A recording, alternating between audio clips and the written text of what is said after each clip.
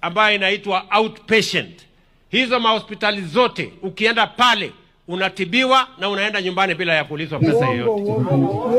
Na mtu akikuuliza pesa, itisha polisi, kwa sababu waambie serikali ya Kenya tayari ishalipa pesa ya kutibu wa Kenya outpatient kwa all the hospitals.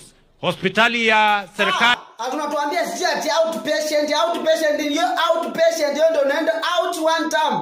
Hakuna cha kutuambia hapo. Hiyo muda anatuambia atukitishwe pesa pigia polisi. Hiyo muda ya kupigia polisi utakuwa nayo watu umepeleka mgonjwa alafu umetolewa nje ndio upigie polisi simu atumetishwa pesa. Na mtu wako anataka kukufa. Kuna mama hapo Kibera. Mama ameenda amemwaga damu. Naoni mama ya mtu ujue. Amemwaga damu.